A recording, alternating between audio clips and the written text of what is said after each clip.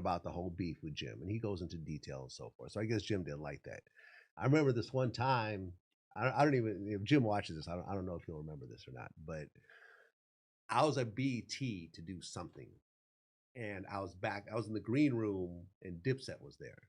And me and Jewels were cool. Yeah. We had done a few interviews. I would go to his studio and film out there. So me and him kind of relationship. I think Freaky Zeke was there, and we were cool. And some of the other Dipset dudes were there.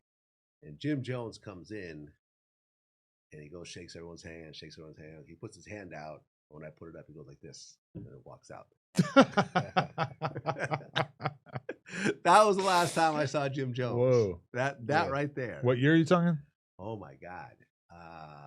Pre-2010? Yeah, maybe 2009. Okay. Something like that. Yeah.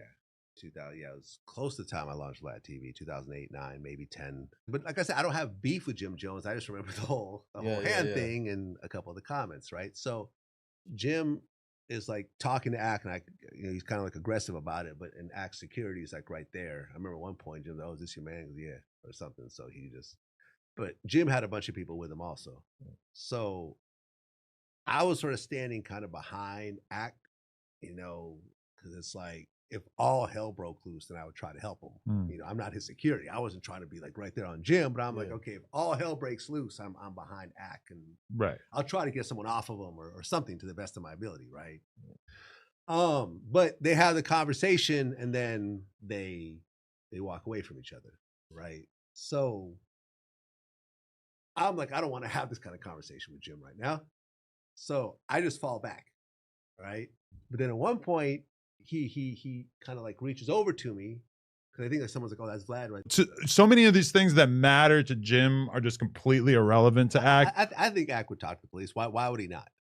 If the police asked him what happened, I think, he punched me. There's a million cameras probably capturing. I don't know that Ak is going to, go down to the precinct and do an interview about it. I feel like he doesn't really have a lot to gain from that. And I think he's very conscious of the image. And I think that in general, hip hop would clown him mercilessly. And I feel like he might not see himself having anything to gain from it. Ak cooperated with the feds. He gave them the video of 6ix9ine robbing those dudes. The whole 6ix9ine rap-a-lot robbery thing that happened. Ak cooperated with the police. But that's kind of like them coming to him asking for information that he could easily turn over, as opposed to him sort of, if you want to press charges against somebody for beating you up at a concert, you kind of got to go out of your way to do so. I'm not sure that Ak would necessarily see a reason to do so. Or police would go to him and say, do you want to press charges? Yeah. We're ready to take a statement. I feel like Ak might not do it, but maybe it would.